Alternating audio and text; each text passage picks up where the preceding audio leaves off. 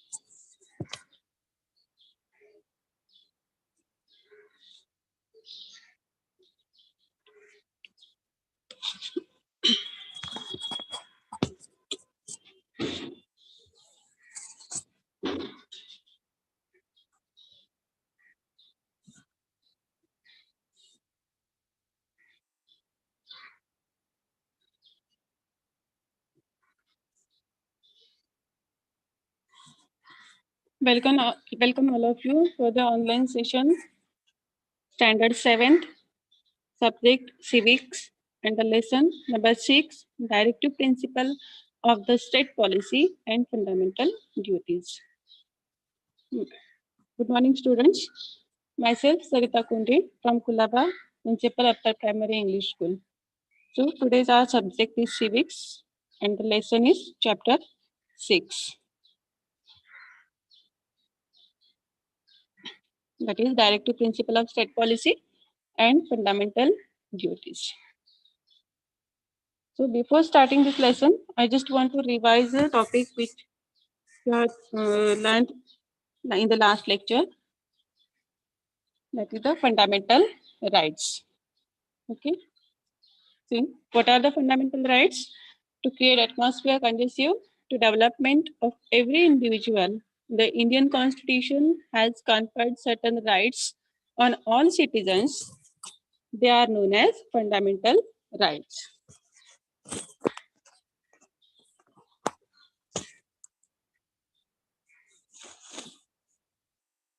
See, we have learned about the fundamental rights and which are these rights.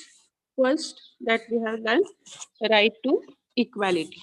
Okay, and right to equality, that means all the citizens are equal and state cannot discriminate among the citizens as superior, inferior, or men, women, and also the discrimination against any citizen on grounds of religion, caste, race, sex, descent, or place of birth.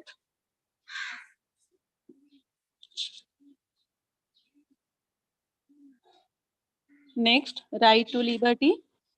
So this is very important right that is given by our constitution, and it gives us guarantee for all the freedoms. Okay. So for example, freedom of speech and expression, freedom to assemble peaceably, freedom to form associations or unions, freedom to move freely throughout the territory of India, then freedom to reside or settle in any part of the territory of India, or freedom to practice any lawful profession, or to carry on any occupation, trade, or business of one's choice, that we have learned in the under the right to liberty. Then right against exploitation.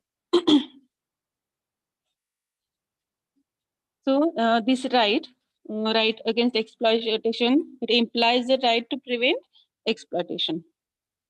Okay, so exploitation include what? Bonded labor or forcing somebody to work against his or her wish, treating somebody like slave, denying them legitimate compensation, etc. Okay, so this right enable us to stand up against any kind of exploitation. Right to freedom of religion.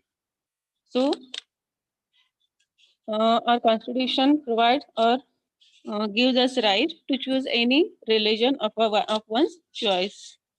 Then next it is cultural and educational right. Okay. Next, it is a right to constitutional remedies. So we have learned about all these rights. These are the fundamental rights: right to equality, right to liberty, right against exploitation, right to freedom of religion, cultural and educational rights, right to constitutional remedies. So students, this was all about the fundamental rights. And now we are going to learn about directive principles of state policy. Okay. So fundamental rights.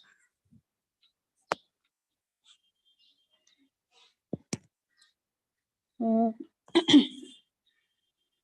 fundamental rights put restrictions on the power of the government.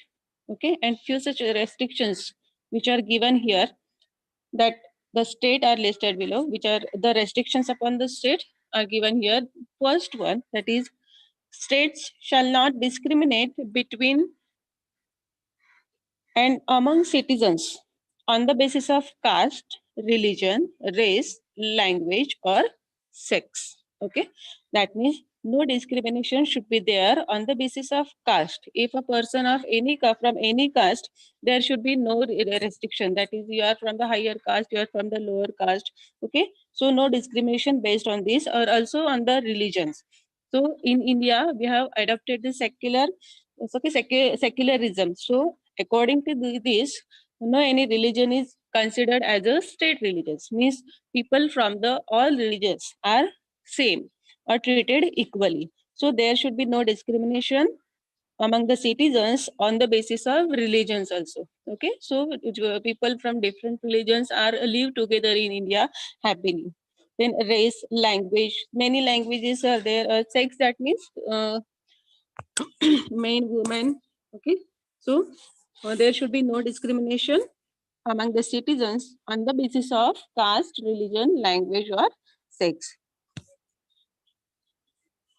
Number 2, state shall not deny anybody equality before the law and equal protection of the law. That means all the citizens should get equal protection of the law. Okay, and all the citizens are equal in front of the law. Next is, no person shall be deprived of his life, because this is the right that we get from our birth. Okay, so everybody is free to live, free to live freely. Okay, no person shall be deprived of his life. And last, state shall not impose any religious taxes. Okay, this is the last one.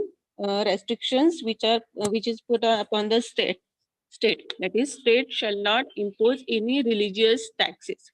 Okay, see once again, the fundamental rights put restrictions on the power of the government. And which are these restrictions? These are given here. 4 restrictions are listed here.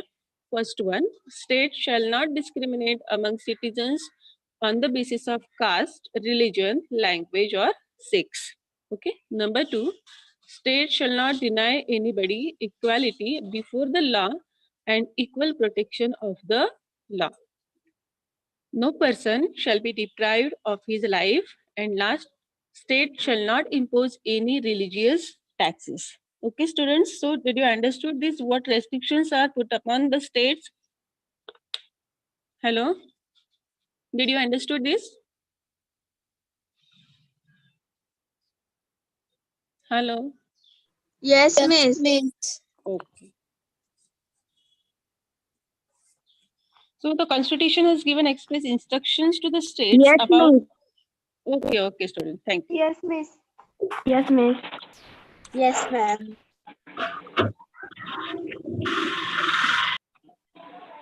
Next. So constitution has given express instructions to... Miss, I have a question. Yes, beta. Impose means what? Means apply. State shall not apply any religious taxes. Means religious on the basis of religions. State not have the right to take any tax. Okay. Yes. Miss, And deprived of his life, no person shall be deprived of his life. Deprived, that means vanchit. वंचित means उसको अलग नहीं किया जाना चाहिए. Not allowed to live like that. No person shall be deprived of his life, but that is persons get protection. Means everybody can live freely here. Okay. It is everybody's right. Miss, Yes. restrictions means?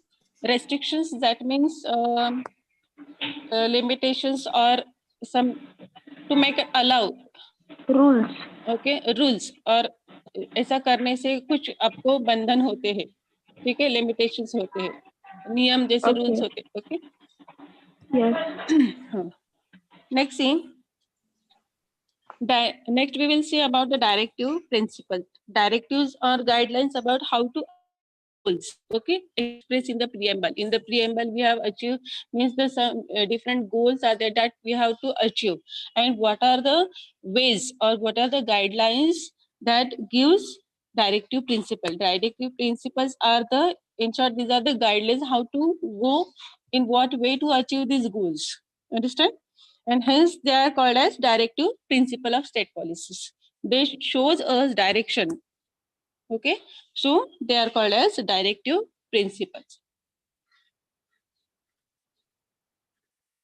See, directive principles means what? See, directive principles are the guidelines issued by the constitutions. Who gives these guidelines or the directions? That is constitution, by the constitution's maker to the union and state governments. Union, that means the central government, and the state government of each state, regarding how to achieve the objectives, goals stated in the preamble. Okay, so objectives are stated in the preamble, and how to achieve these goals, that guidelines gives us by the constitution maker. Okay, so directive principles were included to promote welfare of the people. Okay, so these principles are included to promote welfare of the people and transform India into a developed or progressive nation. Next, the directive principles are not binding on the governments, but they are expected to implement these principles slowly and steadily while formulating policies. Okay, while implementing or formulating any policies, it is not binding to all the states or the states to the directive principle, but it is expected they should slowly and steadily they should implement these principles while formulating the policies. See, but why were the directives are included? Okay, why were the directives included? See, when India won independence, can you tell me when India became free? What is the date of independence of India? When India became independent? 1947. Yes, correct. Okay, 15 August 1947. Okay, on that day India became free, or India became independent. And 15 August and 15 August, this day, every year this day we celebrated as what? Independence Day. Independence Day. Very good. Yes. So when India won independence, we faced a great challenge of establishing order and carrying out smooth administration. Because when India became free, the two nations were formed. Which two nations? India and Pakistan. So after independence, and Bangladesh also. So, but that is after the independence. Okay. So at the independence, means on 14 August and 15 August, India is divided into two nations. Okay, Pakistan and India. So after independence, when India won independence, we faced great challenges. Which were the challenges? To carry out establishing order and carrying out smooth administration. Eradication of poverty. Poverty, that means, do you know what is meant by poverty? Garibi. Okay. Poverty, backwardness, and illiteracy had to be urgently pursued. Okay, and the task of nation building had to be undertaken. The nation that newly formed, India, that the task of nation building had to be undertaken, and for this, new policies had to be drawn up. Okay, and their implementation of these new policies had to be undertaken. The goal of people's welfare, that means one of the goal of the directive principle, what is that? People's welfare, logon ka kalyan, had to be achieved. In short, India had to be transformed into developed and progressive nation. The Constitution has specified the subjects to which the union and state government should give priority in their policies for the people's welfare through the directive principle of the state policy. That means both the governments in the state or union government, their aim should be the people's welfare, and what policies they had to implement for the people welfare through the directive principles of the state policy are mentioned. Each directive contains a subject for the state policy. Okay. See once again, each directive contains a subject for the state policy. The makers of the Indian Constitution had realized, okay, Constituent Assembly which was formed no, for making a constitution. So the makers of the Indian Constitution, they had realized that it would require a lot of resources if all these policies were to be implemented at the same time. The policies which are mentioned,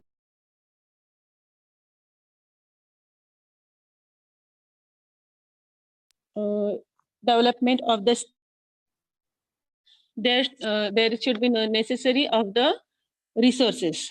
Okay, so that is the reason why they did not make the directive binding upon the state like the fundamental rights. Fundamental rights are binding to all. That means compulsorily. Okay, but these directive principles are not binding upon the state like fundamental rights. Okay, why? Because they realize resources are important, and at the same time, if we are going to implement all this policy, so resources, there should be shortage of resources. So step by step or slowly or steadily they can implement all these policies, and they expected that state should implement them slowly and steadily. Understood up to here?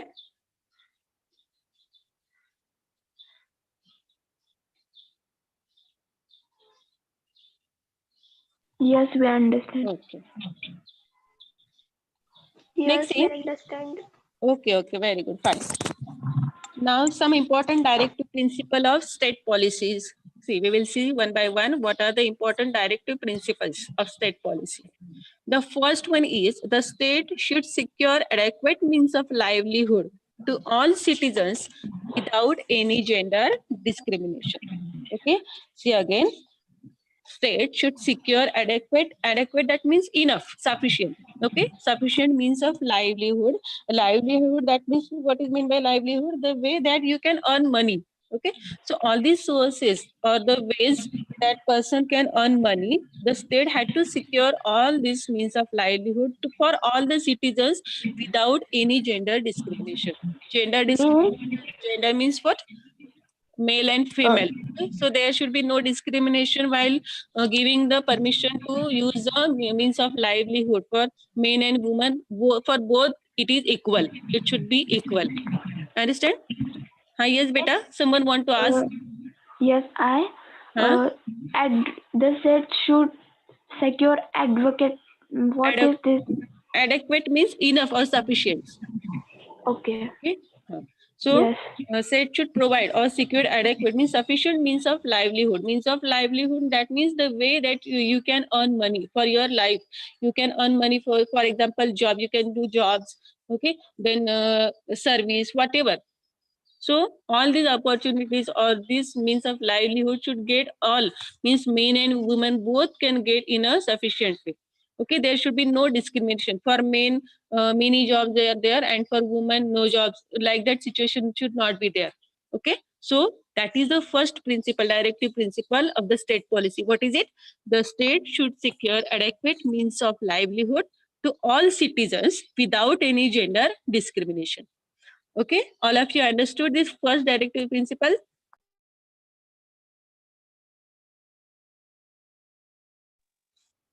Yes. Okay. Next, see. The state should secure equal pay for equal work for both men and women. Correct?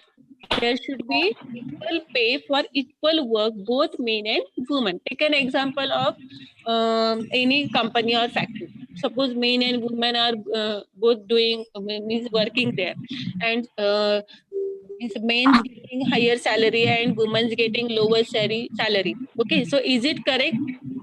No. No. No. So there should be equal pay for both men and women for the same, because they are doing same work. Then why should the difference in their salary? Okay.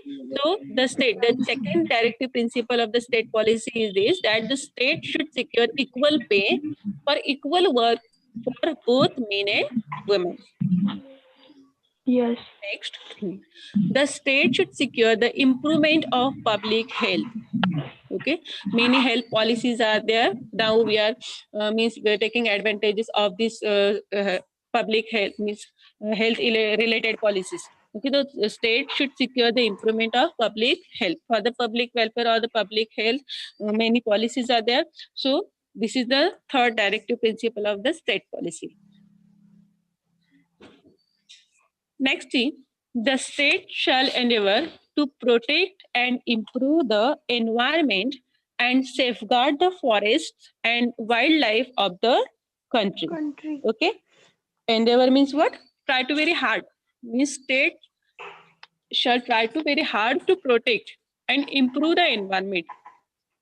State had to, also have to protect and also improve the environment and safeguard the forests, because nowadays under the because of the construction work, many forests or the forest area or forest are cutting down. Okay, but uh, the forest should be protected, and also the wildlife of the country. State shall endeavor to protect and improve the environment and safeguard the forest and wildlife of the country, because forest, it is, we know that it is a important natural resource. No, many things we obtain from the forest. Next, the state shall protect all monuments of historic interest and national importance. Monument means what? Do you know what is mean by monuments? Monument, it's a type of means sources of history. In this we have learned monument. It's a material type, means material sources. No, what is mean by monuments? There are material sources. Small buildings. For example, a statue that is built to remind people or a famous person की memories में जैसे statue होता है. Okay, स्मारक जिसे कहते हैं. ठीक है. So the state shall protect all the monuments of historic interest means if having the historic background, it should be protected. It gets protected, and of the national importance. The state shall protect all the monuments of historic interest and national importance, which are important for the nation. Next, the state shall promote with special care the educational and economic interest of the weaker sections of the people, especially the scheduled caste and tribes. See again, state shall promote with the special care the educational and economic interest of the weaker sections. Weaker sections means what? Weaker sections, that means the a group of people or the a group in the society that is economically backward classes. Okay, and there means to the in the upliftment of these weaker sections, they should provide the educational and economic facility. Okay, of the people, and especially the scheduled classes and tribes.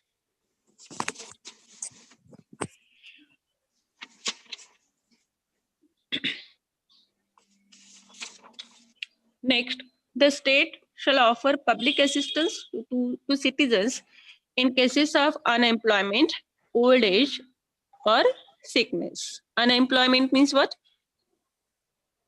Unavailability of job. Okay. So in this situation, the state shall offer public assistance to citizens in case of unemployment, old age, and sickness.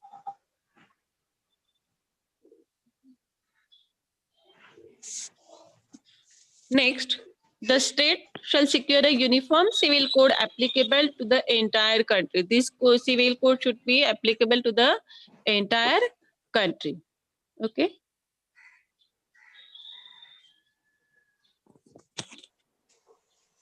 So these were all the directive principle of state policy. We will revise this once again. Some important directive principles of the state policy. First one, it is the state should secure adequate means of livelihood to all citizens without any gender discrimination. Next, the state should secure equal pay for equal work for both men and women. The state should secure the improvement of public health. The state shall endeavor to protect and improve the environment and safeguard the forests and wildlife of the country. The state shall protect all monuments of historic interest and national importance.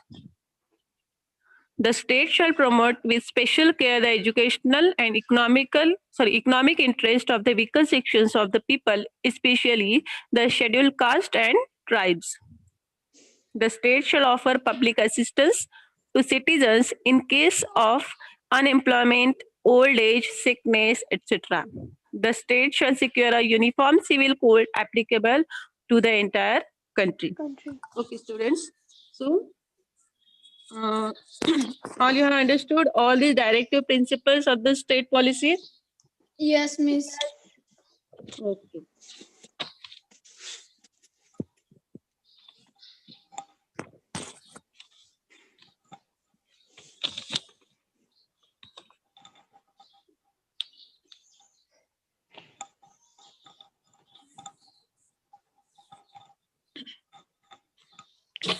See, there is a directive to ensure equal pay for equal work.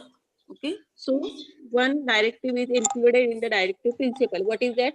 Equal pay for equal work. So which principles and ideals of the constitution will be realized with this directive? See, we have adopted the principle of equality. No, and why does this happen? That in spite of doing the same work, women are paid less than men. Miss, repeat it. Why does it happen that in spite of doing the same work, women are paid less than men? Is it happening? Sometime it's happened, no? ऐसे कभी होता है कि women's को कम मतलब उनका जो veg होता है उनको कम मिलता है काम के हिसाब से. Okay, so because of the superstitions of lack of awareness, it's happened.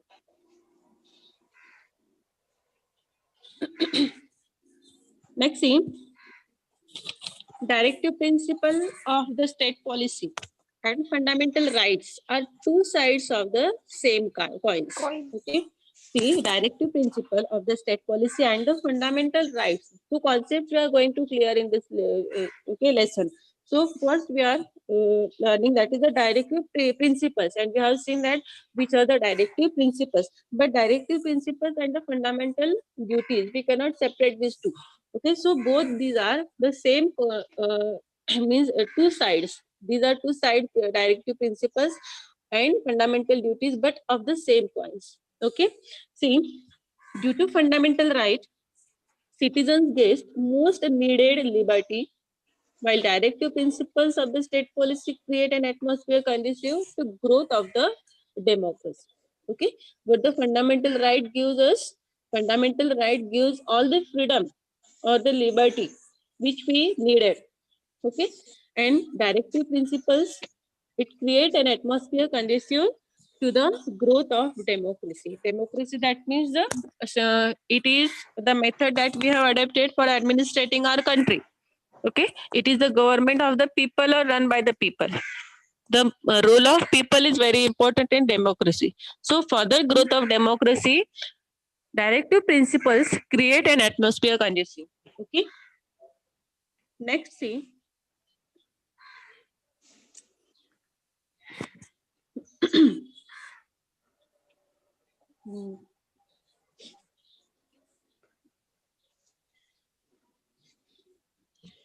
even though we cannot go to the court if directive is not implemented by the government, but we can put pressure on the government in various ways to make the policy in order to meet these goals. Okay, if any directive principle or any directive is not implemented, we cannot go to the directly to the court, but it is our right to put pressure on the government to undertake the or to implement the policy. Okay, this was all about directive principles. So students, what we have learned today, we have learned what is meant by directive principles. Okay, so can you tell me what are the directive principles? What way to achieve objective? Okay, so directive principles are the guidelines, okay, that issued by the constitutional makers for to state government and union government, how to achieve the objectives or goals. Very good. Next, see why are the directive principles are included? Because during after the independence, there was a great challenge to for the building nations. Okay, so the directive principles we have, directive principles are included, and directive principles of the state policy that the directive principles that we have learned. Okay, so uh, directive principles which are there, that the state should secure adequate means of livelihood, then equal pay for equal work for men and women, then improvement of public health. Okay, so all these directive principles we have learned about these directive principles. Okay, now it's a time to recapitulation. You have to say only yes or no. So first, who will read out? Miss, can I read? Yes, what is your name, beta? Isha Jadhav. Okay, very good, Isha. Yes. The jobs advertised in the newspaper are both for men and women. Say now, is it correct? Yes or no? The jobs advertised in newspapers are both for men or women? Men and women. Yes. Yes, of course.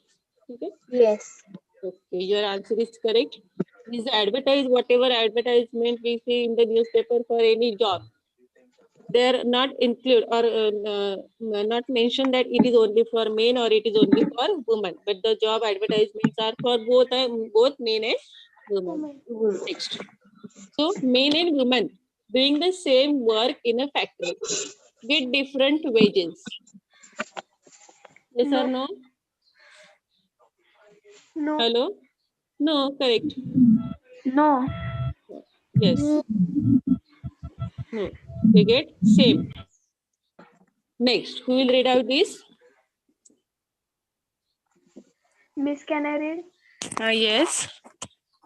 The state shall protect all monuments of historic interest and national importance. So, what is it? Yes. Yes, correct. The state shall, it is directive principle, no? Of the Yes. state policy. The state shall protect all monuments of historic interest and national importance. Yes.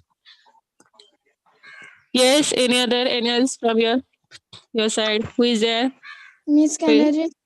Yes, beta. The directive principles are Binding. binding on the union and the state government. So, what is the answer? Yes or no? Are the directive principles are binding on the union and the state government? No. No, correct. Very good. These are not binding, but it is expected that they should implement slowly and steadily. Okay, not binding, but expected. Okay, so here your answers are correct. Now, next question, answer the following question. First one, explain the term directive principles. Now, just I have revised. Okay, if you understood the topic, these points, then try to give the answer. What is the directive principles? The state should secure adequate means of livelihood to all citizens without any gender discrimination. This is a directive principle. Okay, one of the directive principle which were included in the state policy. But directive principle means what? You tried very well, beta. Directive principles are the principles that stated in our constitution to guide the policies of the government. Okay, directive principle means what? Directive principles are the principles stated in the constitution to guide the policies of the government. Understood, all of you? Yes, Miss. Yes, ma'am. Okay. Next, what are the essential things for overall development of the society? See, once again, what are the essential things necessary? Essential means necessary for the development of society, overall development. For development of the society, what things are important or necessary?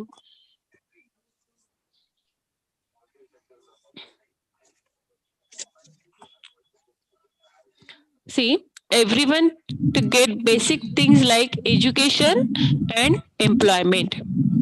Okay, employment, that means job. Miss, right to equality, right to liberty is also na. No, that fundamental rights means equality. It is included into right. Okay, so that everybody should get because they are fundamentally our basic right. But for the progress, for making the progress or the development of the society, education and employment is important. Okay. So these are the basic things. What basic things? Education and employment. These are essential things for overall development of the society.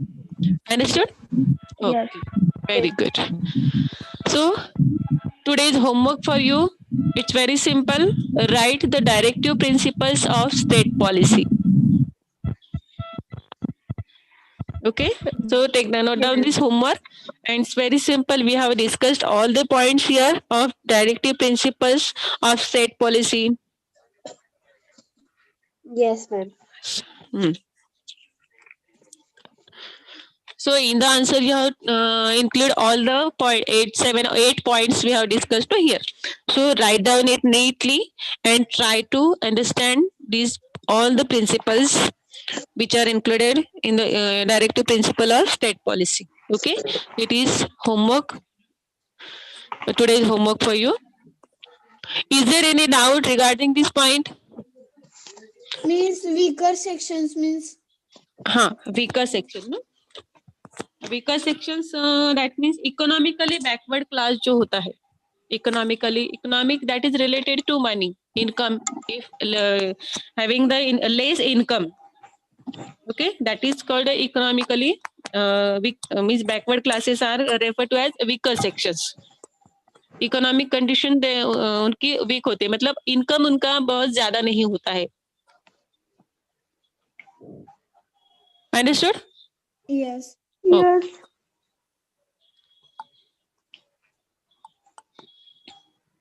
Is it our homework? Write the directive principles of the state's policy. Okay. Yes, ma'am. Is there any doubt, students? If you not understood any point or any word, you can ask me.